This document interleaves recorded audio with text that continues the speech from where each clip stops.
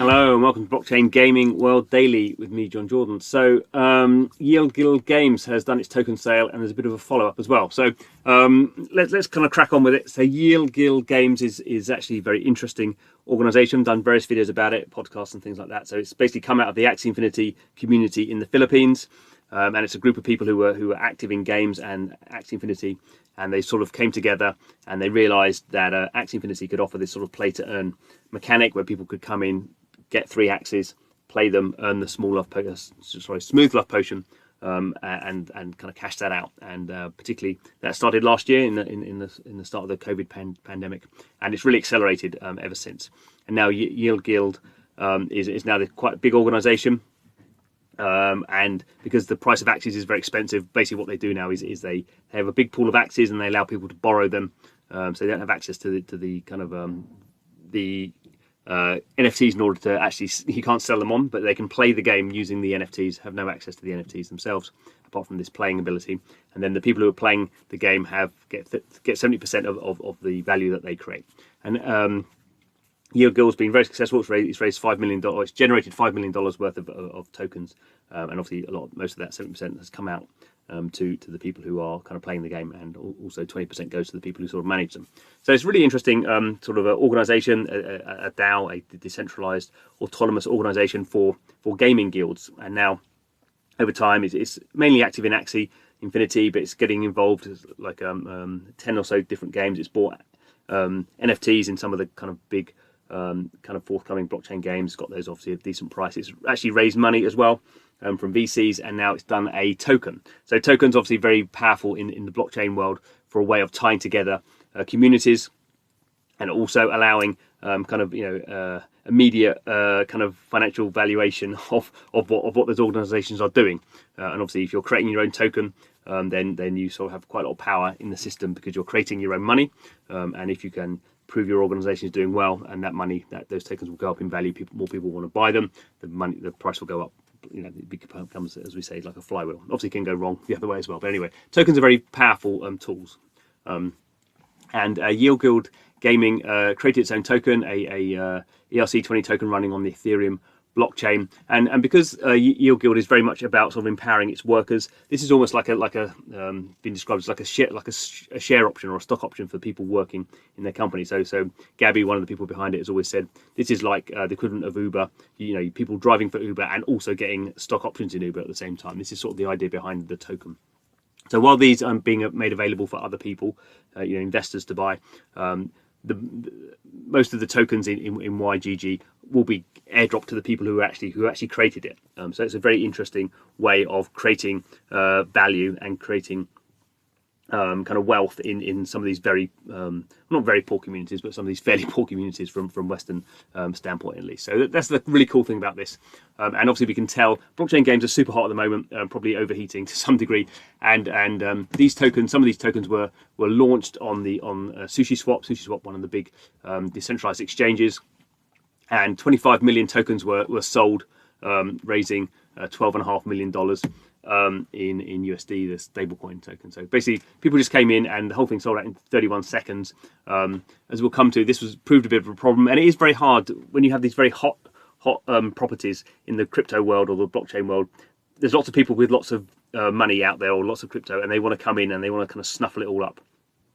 So having a fair distribution of tokens is proving very difficult, and lots of different kind of companies are coming up with trying to come up with lots of different ways of doing it. Do you have like a queuing system? Do you have like an allocation system that people can only buy a certain amount, like a hard capped kind of system? There's strengths and weaknesses in each one. I've never done it, so easy for me to say, but it's very hard to get it right. And in the sense that Yield Guild sold out very quickly at I guess a fairly decent price, I think they were pretty happy with that.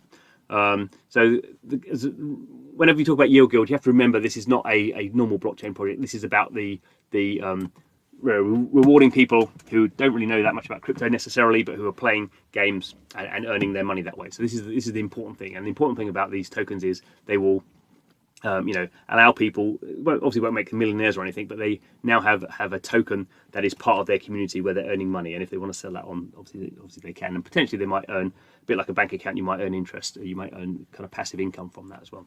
So this is really cool. This is an important thing to remember, that this is a very different sort of project. So up to 45% of the total supply have been reserved for the community, the people who are actually playing these games in often sort of developing countries. And that will be dispersed over 4 years.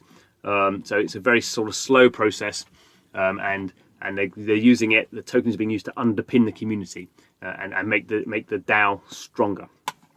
But let's go and have a look at sort of I guess one of the kind of secondary issues that happen at the moment in the blockchain world. So a day after the launch, unfortunately, we have sort of problems, and it's sort of the problems of success really. They didn't sell that many tokens, so it's only 2.5% of the total supply was offered. So looks like there's about 1 billion tokens if my math is right. And so 1 billion tokens in total. 45% is going to the people who actually are part of the guild themselves.